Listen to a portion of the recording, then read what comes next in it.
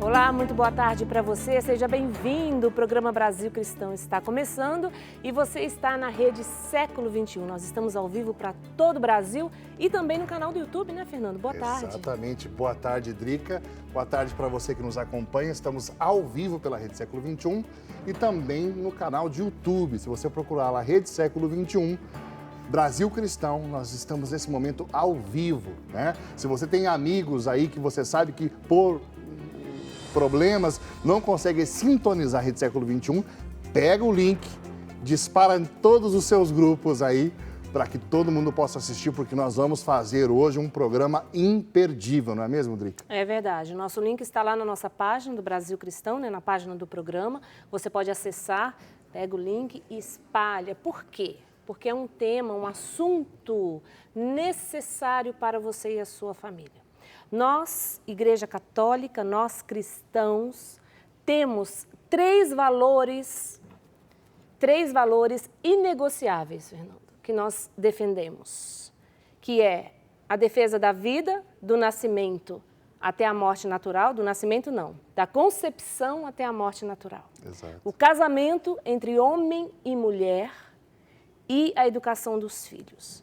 Esses três pilares que vão construir a nossa família, a nossa sociedade, que vai fazer com que o Brasil seja de fato um Brasil cristão, não podem ser tocados por ideologias, narrativas, e eu vou dizer essa palavra, demoníacas, né, que querem destruir essas três coisas. E hoje nós vamos falar contra essa narrativa do aborto. E é raro, Drica, que alguém venha e se aproxime de nós dizendo assim, ó, eu tô aqui para destruir o casamento. Não, ninguém... A narrativa é mais bonitinha, a narrativa é um pouco mais bela, ela busca sensibilizar, ela busca pegar justamente aquilo que causa maior comoção e instrumentalizar a comoção. E aqui é que está o perverso, a instrumentalização do sofrimento até. Então, nós vamos fazer hoje uma grande denúncia disso tudo. Exatamente. Nós aqui no Brasil Cristão, e é bom que você saiba disso, procuramos seguir as pautas do programa, até mesmo por uma inspiração, né? Nós nos deixamos guiar por aquilo que Deus coloca no nosso coração, pelo Espírito Santo, por aquilo que está acontecendo. Então, hoje, Brasil Cristão, que é uma segunda-feira, estamos começando a semana, você está acostumado, nós trazemos aqui sempre um tema espiritual, um caminho, né, de santidade para nós trilharmos. Hoje nós vamos falar sobre essa narrativa, né, da cultura da morte em respeito ao aborto. Sim. Por quê? Porque nós temos um convidado muito especial, nós já estávamos planejando essa pauta desde semana passada, e esse convidado, como ele é alguém que tem conhecimento do assunto, poderia estar conosco hoje. Então a gente faz isso, né, Fernando? A gente se adapta, porque, gente, estudando para esse tema, eu percebi o seguinte, são 60 anos que esse povo, os donos do mundo, essa nova concepção de governo mundial, querem implantar o aborto no mundo inteiro. Estão lutando contra nós de todas as formas. E nós não temos coragem de parar para estudar, para entender o que está acontecendo. Então, o Brasil Cristão hoje quer dar um pouquinho, né? Não dá tempo de fazer tudo, né? E nós vamos trazer uma das pessoas aqui no Brasil mais tem se debruçado em estudar esse assunto. Exatamente. Então, é com alegria que hoje a Rede Século XXI, a Associação do Senhor Jesus, traz esse programa para você. Vai ser de grande instrução, grande instrução. Lembrando que Brasil Cristão não é um slogan, não é um nome de programa. É o fruto perseguido por nós. Nós acreditamos que o anúncio de Jesus Cristo no poder do Espírito Santo pode gerar um país que seja cristão. E existem, nesse momento, ataques contra este projeto do Pai, que é de ter um Brasil onde as pessoas sejam semelhantes ao seu Filho Jesus. Essa é a obra do Espírito Santo, que nós sejamos transformados segundo o caráter de Cristo Jesus. Existem projetos em andamento que visam impedir isso, e é isso que nós vamos denunciar hoje. Exatamente. Vamos Convidamos receber? você a sentar conosco aqui, ó. Professor Felipe Neri já está aqui conosco. Seja Professor. muito bem-vindo, professor. O senhor já é de casa aqui no Brasil Cristão e é um prazer sempre recebê-lo, né, para nos formar. Eu que agradeço. Uma alegria voltar, estar aqui com vocês. Um tema difícil, Sim. importante, Então, estamos aqui para ajudar a esclarecer sobre esse tema. É possível, Drica, que tenha alguém, é possível que tenha alguém que não saiba, que não conheça o caso, do que nós estamos falando. Professor, tem como a gente resumir o caso em si, e aí nós entramos já? Bom, para quem não assistiu, acho difícil mesmo, né, como o Fernando mencionou, porque o Brasil inteiro está falando disso já faz alguns dias, né? Inclusive saiu já em várias televisões também o caso da menina que foi violentada por 4 anos, né? Passou por violência sexual e então ficou grávida e o caso ficou conhecido porque foi para o hospital, no primeiro hospital da cidade, fizeram uma avaliação e se viram que a menina estava bem, não fizeram o aborto, foi para um segundo e acabou indo para o Recife. E no Recife, então, ali aconteceu o aborto deste bebê de 6 meses. Então, essa menina que estava grávida tinha 10 anos de idade, grávida, então, por conta de um pedófilo que a violentou por tantos anos, ela grávida, e acabou, então, abortando, fizeram um aborto nela. Então, essa história tem muitos detalhes que não saiu na grande mídia, não saiu em lugar nenhum. Exato. Detalhes que não estão sendo apresentados. Ou acredito até, inclusive, posso dizer que estão ocultando, né, esses detalhes. Isso é grave, muito grave. Acho que com isso, né, Drica, já vamos entrar para mostrar que detalhes são esses da história. Eu acho importante isso, né? Porque aí quem está em casa sempre questiona essas coisas, né? Se questiona, mas por que vocês vão falar disso de novo? Para nós falarmos sobre toda essa narrativa ideológica, vamos trazer esse fato, que foi um fato concreto, e que, para quem está acompanhando, professor, daí, se eu estiver errado, o senhor me corrija, quem está acompanhando esse caminho, né, que os pró-abortos estão fazendo no país, sabe que esse fato é um fato que nós acreditamos que foi usado como instrumento ideológico. Por isso, nós vamos trazer, então, esse caso aqui no programa Brasil Cristão, para você perceber que existem muitas perguntas que estão sem respostas. E aí a gente percebe claramente toda a estratégia por trás desse caso, não é? Sim, Drica, você falou muito bem. Nós precisamos hoje aqui, primeiro, colocarmos os fatos que não apareceram. Isso são fatos, aconteceram na documentação, documentos que precisam ser apresentados, precisam se investigar algumas coisas também por conta dessa realidade e, claro, depois entendermos, né, se não estão sendo apresentados, se existe uma narrativa, qual é o objetivo daqueles que criaram essa narrativa. Que eu acredito também que a gente precisa fazer isso aqui. Primeiro, colocarmos os elementos, fazemos uma composição para entender o que de fato aconteceu. E aí depois percebendo que, então, alguém mentiu nessa história. E se mentiu, tem um objetivo. Ótimo. Vamos começar, então, pelos fatos, não é, em si. Exato. Eu acho que a gente, até seguindo um pouco a ordem cronológica de como a coisa se deu, ok? Só vou saltar os 4 anos de violência que essa menina sofreu de pedófilos, vou colocar no plural já, e você vai saber por quê. E vamos lá, quando essa menina chega no Hospital de São Mateus. O que os médicos dizem quando ela chega lá, professor? Então, o que nós temos, né? O que nós sabemos disso daqui? Foi feito um relatório médico, um laudo médico, feito no primeiro hospital onde a menina passou, hospital em São Mateus. Esse laudo, esse relatório, consta que a menina estava bem de saúde, o bebê estava bem de saúde. Então, esse é o primeiro elemento. Primeiro elemento importante. Por quê? Porque na narrativa estão dizendo que a menina corria risco de vida e tal. Então, primeiro saber que os médicos fizeram uma avaliação, ela está bem. Tanto que eles se negaram. São Mateus, né, para quem não sabe, é a cidade onde ela nasceu. Muito bem lembrado. Morava e fica no Espírito Santo, no estado do Espírito Santo. Perfeito. O caso aconteceu no Espírito Santo, cidade de São Mateus. E, além disso, este relatório fala da idade gestacional do bebê. Por que isso aqui é importante saber? Então, não é o que, de repente, um familiar disse. A avaliação médica comprova que o bebê tinha 6 meses. Tá? 6 meses. O que foi ventilado é que este bebê teria uma idade inferior. Por que estavam falando da idade inferior? Porque queriam se utilizar da norma técnica que preconiza uma idade até um certo período para fazer o procedimento de aborto.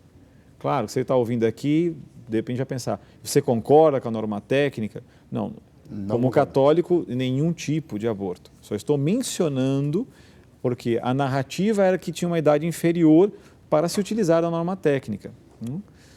Porém, isso não procede, porque a idade foi verificada de 6 meses do bebê. Então, esse segundo elemento, a partir da própria análise médica, do relatório médico, é que a menina passava bem, o bebê passava bem, a idade gestacional era superior.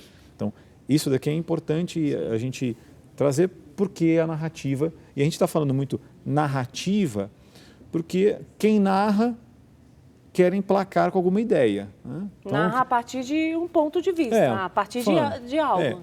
E bom falar. Aqui já até, para não fazer no final uma análise, mas aqui, qual é a ideia dessa narrativa sobre isso daqui, sobre esse aspecto aqui? É que, primeiro, a menina corre risco de vida. Né? Sim. E o segundo, então, e é claro, porque está dentro, foi estupro, então pode fazer, por conta do estupro, fazer o aborto aqui. Então, é que tem uma norma técnica, não é por causa da violência sexual em que qualquer período. Então tem um período que eles querem justificar. Sim, mas porque eles têm uma outra intencionalidade que a gente mostra para frente em relação ao alargamento, né, para fazer o aborto. Tá? Professor, aí isso me permite, já se criou a ideia é a seguinte, por causa da tenra idade da menina, a gravidez é de risco, ponto final, e não se fala mais disso. Os números comprovam isso? Muito bem. Então, eu não sei se... Eu tenho números aqui comigo. Eu gosto de números. As tabelas? As tabelas do DataSUS. Isso. Então, olha aqui, DataSUS. Será que nós temos as tabelas para mostrar também, diretor? Seria muito importante para você que está acompanhando verificar o seguinte, nós estamos falando de dados oficiais do site DataSUS, você consegue acessando o site do Ministério da Saúde. O que é o DataSUS, professor? Dentro do Ministério da Saúde, você tem a plataforma, o site, e através de lá você tem acesso aos dados, no caso, dados de saúde, específicos sobre gestação, de quantas crianças nasceram em certos períodos, quantas crianças morreram, sobre o aborto. E os dados que nós trouxemos aqui, sobre isso que você está perguntando, é o seguinte, nós temos...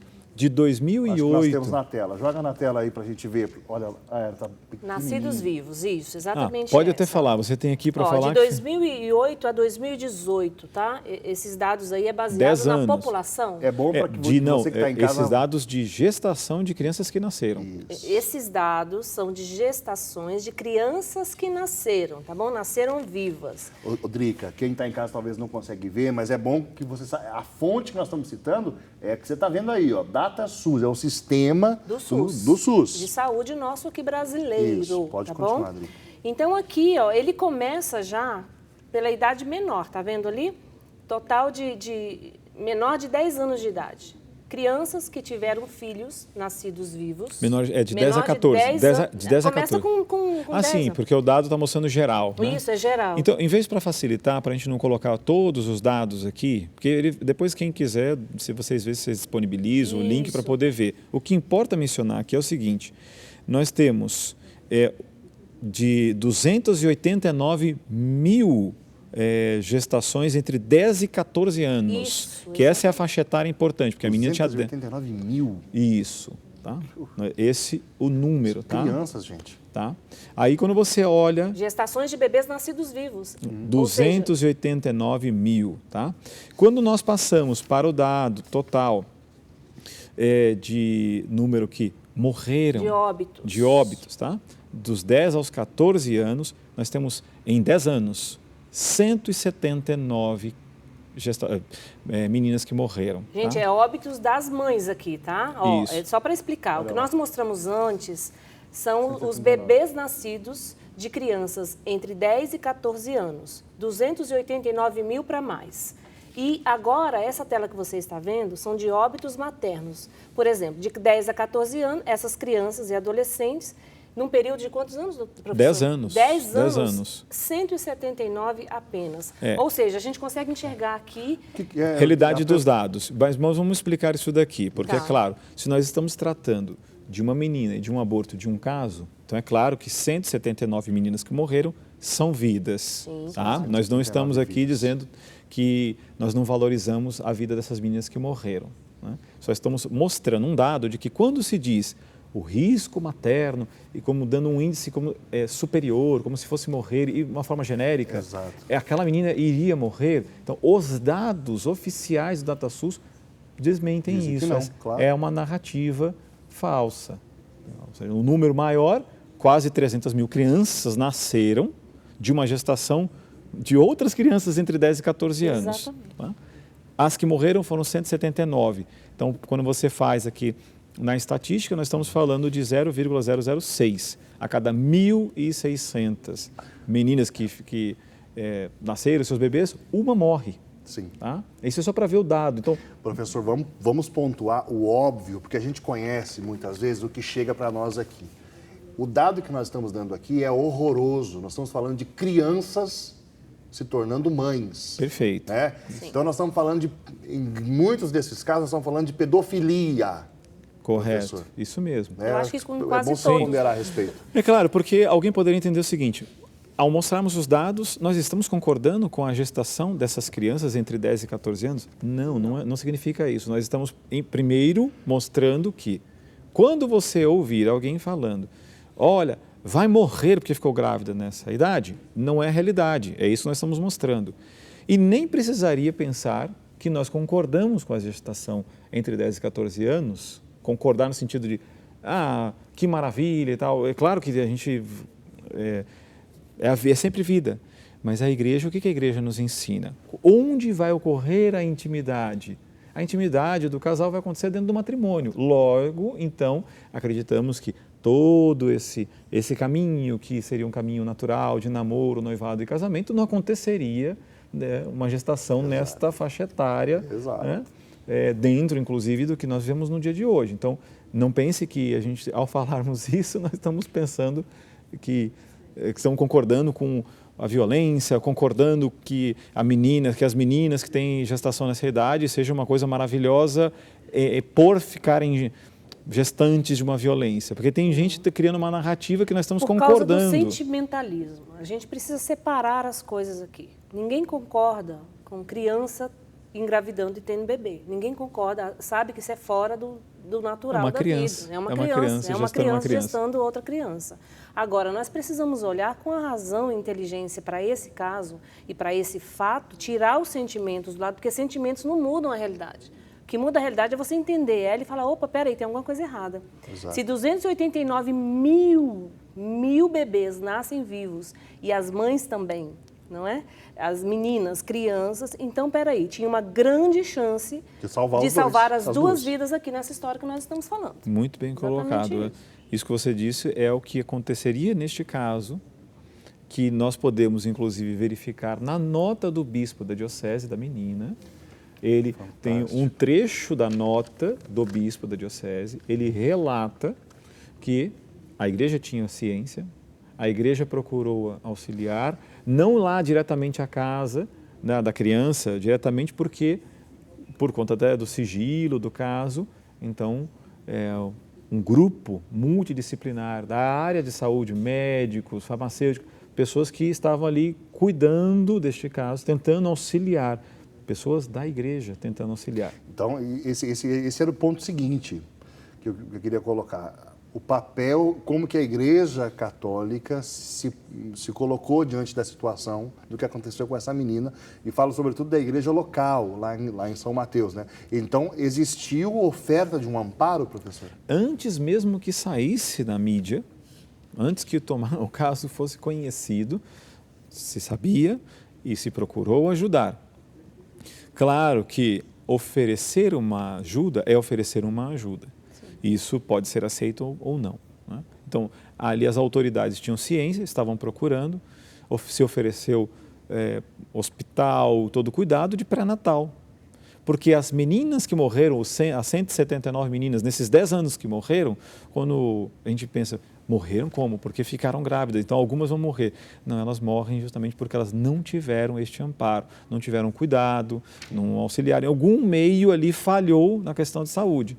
Sim. Porque senão a gente teria aí praticamente nula morte materna nestes casos também, tá? Então, foi oferecido, estavam ali tentando fazer isso e agora, nesse momento, estão inclusive até a mídia, a grande mídia, está falando de uma pessoa que não era dessa equipe, né, mas de uma pessoa que teve acesso à família para tentar ajudar, né, não esteve sozinho ali também. Até porque ele até onde sei, né, é um membro da Pastoral da Família, lá da Diocese de São Mateus, tomou conhecimento, conversou com o seu bispo, ele fala isso abertamente, eu não estou dando nenhum dado, Sim. Isso você, na internet, o próprio, né, podemos falar o nome dele aqui? Sim, chama Pedro Teodoro. Exato. Já ficou bastante conhecido. Então, o próprio né? Pedro, ele fala isso, que enquanto pastoral da família, ele falou, nós não podemos desamparar essa família, essa moça, essa menina, não podemos desamparar. Falou com o bispo e disse, eu vou até lá. E foi. E o que eu conto? E não só ele não, o que está acontecendo aqui? As pessoas estão julgando, desculpa, professor, mas ele não foi sozinho lá. Teve outros grupos também que foram para apoiar. Eu fico pensando, se a gente estivesse ali perto, se eu conhecesse, morasse, a gente ia lá falar, não, vamos resolver isso aqui. Não é assim que o ser humano age? Posso ajudar? Né? Posso ajudar? Posso fazer alguma coisa? Exato. Olha, ele foi, ele não, vou falar, o que saiu agora é que o Pedro está sofrendo uma perseguição. Na verdade, o Pedro, não o Pedro, é todos os católicos, Sim. todos que estão favoráveis à vida, à verdade, todos esses, ali também na pessoa do Pedro. Porque o Pedro, ele não arrombou a porta, né? Ele informou que iria lá, foi recebido, apresentou a porta para ele. Sim, apresentou ali uma situação, falou, olha, por conta deste caso, pode ser feito isso, isso e isso, tem médico, podem ajudar e tal. A família aceitou? Não, a família não aceitou. O Pedro, então, diante da não aceitação, a família pediu que ele deixasse a casa, e ele deixou a casa. Mas o promotor lá está falando que ele estaria coagindo. Olha, coação não ocorreu. Ele não estava armado? Ele não ali... Primeiro, como eu disse, né, ele não arrombou a porta da casa. Exato. E ele não fez nada posterior, colocou uma arma. Eu sei que parece um pouco jocoso falar desse modo, mas só para a gente entender que o que é uma coação. E, inclusive, coação para cometer um crime, fazer alguma coisa, um ilícito, algo. Não, o Pedro, ele foi oferecer um auxílio. Então, quando cria uma narrativa contra o Pedro, na realidade, o que estão fazendo isso é contra quem quiser falar favorável à vida, às duas vidas, para ajudar alguém. Muito preocupante a gente olhar uma situação como essa, um estado de uma anomalia. E aí nós vemos outra narrativa, ou seja, eles foram construindo narrativa, cada passo desse caso, eles vão colocando ali a narrativa deles, por isso nós vamos usar muito essa palavra narrativa aqui para você entender e no final a gente vai costurar tudo isso. Um outro agravante dessa situação, professor, é que, isso eu ouvi o próprio Pedro dizendo, é que ele foi até lá e não teve a, entre aspas, malícia sequer de se precaver, de gravar o que estava acontecendo, porque ele foi lá de coração aberto, mas ele foi gravado. Exato. Isso é algo muito estranho. Já estavam meio que preparados para recebê-lo. Sim. Isso... Não, e veja... Quem os preparou? É uma pergunta que eu faço. Como ele estava de coração aberto para ajudar alguém, ele vai assim. Estava com outras duas pessoas com ele que foram para poder ajudar aquela família, né? Mas, diante do fato dele apresentar uma situação para ajudar as duas vidas, a família não só rejeitou, como começaram a gravar. E situações que o Pedro conta, que depois dá para poder ver na internet, que aconteceram com ele. Ele está sofrendo claramente uma perseguição, né? Levantaram as forças na região contra o Pedro. não sei inclusive se corre risco de vida, né? Uma situação preocupante contra uma pessoa, né? Que nada fez além de visitar uma família e para poder falar algo, olha, tem médicos, tem um hospital que pode atender melhor e tal. Vamos tentar ver o que a gente pode fazer. Estava só apresentando um modo. Drica e professor, então em São Mateus nós tínhamos uma igreja solícita, nós tínhamos médicos atestando que a criança estava bem, né? A menina de 10 anos estava bem, a bebezinha estava bem. Nós já vimos que o índice de mortalidade dessas mães é justamente o contrário da narrativa, ou seja, haveria possibilidades reais de que tudo corresse bem e as duas vidas pudessem ser tudo corresse bem dentro de um desastre. Nós estamos falando de uma violência. Agora, nós temos duas vidas para serem salvas. Então, nós estamos falando aqui em São Mateus, esse era o panorama. Mas, de repente, ela sai de São Mateus, professor? Aqui, permite só um parênteses aqui, porque para quem está assistindo televisão, de repente, mas olha, e o pedófilo... Calma, é que nós estamos montando um quebra-cabeça. Então, nós estamos vendo parte por parte. Então, vocês não vão falar deste crime que aconteceu? Sim, nós estamos montando, nós vamos chegar lá, tá ok? Então, veja bem, para entendermos esta saída do hospital que se negou a fazer o procedimento do aborto, teria uma justificativa, segundo essa narrativa, de que haveria uma liminar, uma decisão, uma determinação judicial, né, para fazer o procedimento de aborto, dando a entender, então, talvez que aqueles médicos, aquele hospital não aceitassem. Então, este é um elemento importante para o pessoal entender. Porque saiu na mídia um trecho da liminar do juiz, como se ele estivesse dando autorização para fazer o procedimento de aborto. E pode mostrar essa liminar? Então, essa é uma pergunta. O Ministério Público já tinha determinado que o caso, né, esses detalhes do caso, não pudesse vir a público. Mas uma emissora, não sei como ela teve acesso, ela colocou isso na televisão. Só que o detalhe, sabe, quando você coloca o documento, aí você salta as palavras, então coloca como se parecesse que estava dando a determinação judicial para fazer, quando isso não ocorreu. Não é isso que a liminar fala. Ela não fala que era para fazer, ela diz o seguinte: o juiz determinou que se fizesse uma avaliação médica para que ele pudesse tomar uma decisão depois de tomar um lado ou outro. Primeiro, só para saber que o documento não falava para fazer o procedimento. Era uma avaliação médica que o juiz pediu. Agora, então, se fizeram isso, esse recorte, dando a entender que era isso, a gente precisaria entender o seguinte: o juiz pode fazer isso? O juiz não pode determinar que se faça um crime.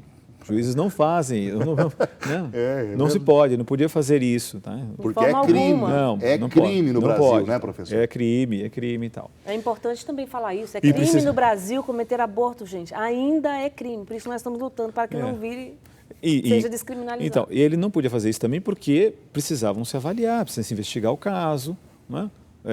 Onde estava aquele que era o suspeito, que era o tio, não estava ali também. Então, não tinha evidências de nada para poder saber e ter uma certeza das coisas. Então, ele não fez isso, a avaliação médica. Tá? Ele não podia determinar. E também, o que acontece, então, no caso do juiz o que ele pode fazer nesse caso? Ele poderia, segundo o que nós conhecemos, dar uma escusa absolutória a posteriori. O que significa isso para quem está ouvindo? Aconteceu o caso de um estupro, engravidou e fez o aborto e tal. Aí vai chegar lá no final do processo na mão do juiz e ele então vai julgar o caso a posteriori e vai dar a escusa absolutória. Ele vai escusar, vai como que tirar ali a pena, a culpa daquela situação por conta desse detalhe da violência sexual. É isso que um juiz faz, é o que a gente sabe que faz. Só que ele não poderia utilizar desse recurso, que é a posteriori, a priori. Ele não poderia fazer isso antes. E ele não o fez. Então, nem antes nem depois. Ele não fez isso em nenhum momento. Porém, o que foi dito? A narrativa falava o seguinte: os médicos estão cumprindo uma determinação judicial, os médicos que fizeram o aborto. Não teve determinação judicial, isso não ocorreu em nenhum momento. Né? Então, o juiz não escreveu para poder fazer Então, e não enquanto o determinou. juiz pediu uma avaliação, foi nesse tempo é que eles executaram o procedimento? Quando ele deu essa determinação foi uma semana antes, né? Alguns dias antes. Ela já tinha passado por hospital, esse hospital fez uma avaliação e falou que não ia fazer procedimento.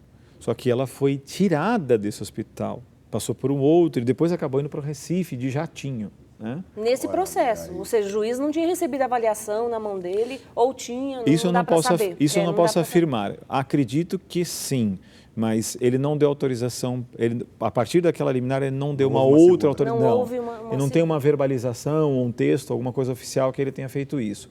Então, aí um elemento para ser investigado, né? Porque aí aparece a figura do secretário de saúde que atua nessa situação, criança é tirada do hospital, essa criança depois é levada de jato para o Recife para poder fazer o aborto.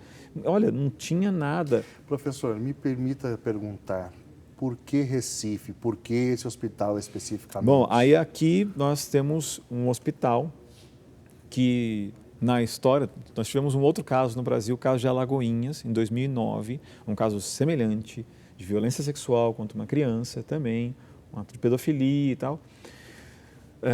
A criança passando por 2 anos numa situação semelhante e com a diferença de que o pai ali, ele era contra fazer o aborto. Tá? A mãe é que foi induzida por medo de minha filha pode morrer.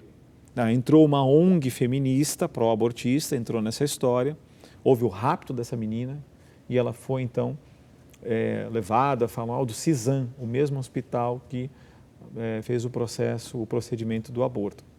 Então vai para lá, para o mesmo local, entende? E aparece a figura do mesmo médico, inclusive. É isso que eu ia falar, caiu na mão de um médico que é pró-aborto. Sim, ele fala publicamente. Não, quem quiser entrar no meu Instagram, eu coloquei o vídeo de uma palestra eu compartilhei. do próprio... Gente, Esse vídeo está na página do Brasil Cristão? Esse vídeo, eu vou colocar lá na página do Brasil Cristão, viu, gente? Se a Juliana estiver assistindo aí, Ju, coloca lá na página do Brasil Cristão, porque eu posso abrir um parênteses aqui rapidinho? Pode, com certeza. Esse médico, nesse vídeo, fala aí o que ele fala, professor, enquanto eu pego aqui, porque eu quero mostrar esse documento aqui para você. Basicamente, vocês vão assistir o vídeo, ele fala de como você burlar a lei. A lei fala que não pode fazer o aborto, então ele vai ensinar como fazer isso. É ele falando, ele está dando uma palestra, colocando em pouquíssimos minutos como é que faz isso. E colocando como uma revolução para poder fazer isso. Só que ele não está falando de uma situação em que leis passam pelo Congresso, passam pelo Legislativo. Ele está falando no processo que é vamos dizer, o habitual, o normal. O nome é esse, burlar a lei. Ele vai fazer como fazer isso, como chegar a fazer isso. Para depois fazer isso se tornar lei. Inclusive tem um detalhe que a gente não comentou, que ele diz assim, não, instruir não é crime. Opa, não, ele está muito enganado. Se você fala assim, olha, aquela família, ela não está na casa dela ali. E olha, como eu já trabalhei nessa casa, ali, eu sei onde é que ficam as coisas. Você vai a tal lugar, assim, assim, assim, vou te deixar ali, eu estou te instruindo a cometer um crime. Você faz parte. Então, não só faço parte, mas estou instruindo a cometer um crime. Então, instruir um crime é crime. Então, se ele está instruindo a fazer um crime, ele está cometendo um crime. Isso são as leis brasileiras. Aqui, eu queria chamar a sua atenção, antes de nós tem uma pergunta, uma participação conosco, nós já vamos chamar, aguenta aí um pouquinho, porque eu quero aqui até divulgar esse documento. Tá? É um documento de maio de 2012, que tem o nome A Nova Estratégia Mundial da Cultura da Morte. É da Comissão em Defesa da Vida da Regional Sul 1 da CNBB. O documento não é da CNBB, não foi a CNBB que fez, é da Comissão em Defesa da Vida do Regional Sul 1. Aqui Parece estranho para quem está ouvindo, mas está assinado a CNBB, não a CNBB, é que a Conferência Nacional dos Bispos Brasileiros é composta por várias regiões. A região Sul 1, região aqui São Paulo. E dentro da região dos bispos do estado de São Paulo, ela tem comissões de família e outras tantas. E aí tem a da vida, dentro dos bispos deste regional, que fez esse documento. E aí, gente, o que esse médico, como é o nome dele mesmo? Doutor Olímpio. Olímpio. Não fiz questão de gravar o nome dele, mas grava aí, doutor Olímpio. Esse médico está dizendo exatamente o que está aqui nesse documento, que você precisa ler e estudar esse documento aqui. Porque ele sugere que se faça no Brasil a mesma coisa que se fez no Uruguai, que é aqui, ó, na nova estratégia, ele mostra 5 vertentes. A segunda é as iniciativas sanitárias, né, saúde, coisa e tal, do Uruguai, que é o quê? Somente é crime praticar o próprio aborto. Se eu cometer um aborto, eu estou cometendo um crime. Mas o governo entende que não é crime orientar uma mulher sobre como praticar um aborto. Então, é exatamente isso que está acontecendo aqui, não é? Esse documento aqui, desculpa, mas ele tem que ser lido por todo cristão católico, porque ele fala dessa estratégia mundial da cultura de morte, como é que começou aqui no Brasil, não é? É muita coisa, talvez eu ainda volte a citar ele aqui hoje, mais para frente, tá bom?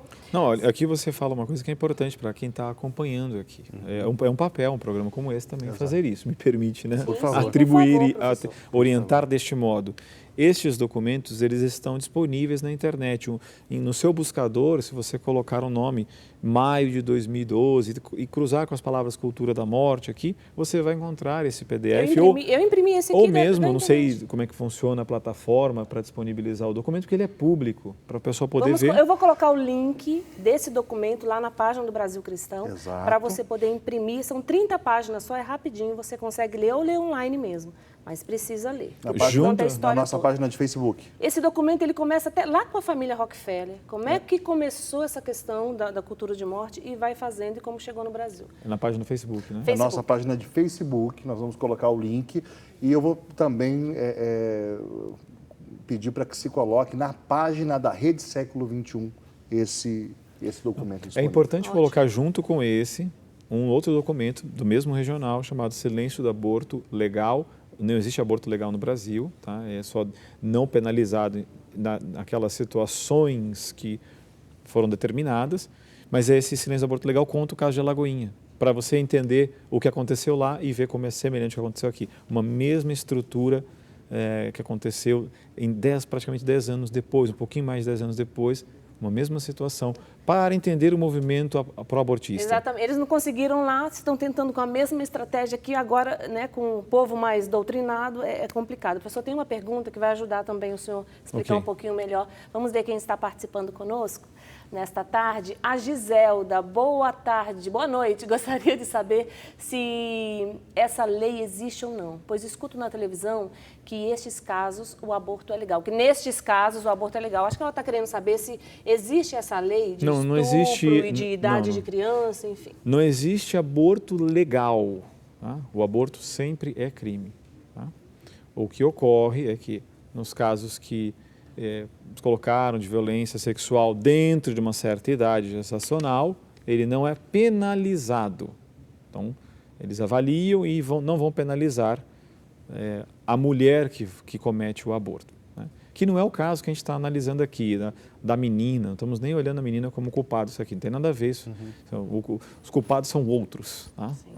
Essa menina sofreu um trauma enorme e estamos preocupados, inclusive, com outros traumas que poderão acontecer na vida dela, inclusive um que a gente depois precisa falar, que é o síndrome pós-aborto. Exato. Mas a questão do legal aqui, isso não acontece. E não é que assim, foi estuprado, então por esse motivo, então já pode cometer o aborto. Não, isso não é assim. Até porque, então alego e faço o aborto. Não, isso não ocorre. Tá? Mesmo que você ouça, você não vai encontrar isso de fato escrito assim. Depois até posso deixar alguns links para que as pessoas possam também verificar e ler como está, porque na íntegra eu não vou lembrar agora de memória os trechos do artigo, onde está e como é que o senhor nos manda e a gente disponibiliza no... porque eu acredito que esse programa tem muito mais para fazer do que o que eu estou vendo na grande mídia. Eles falam e não mostram nada. Quando mostram um recorte.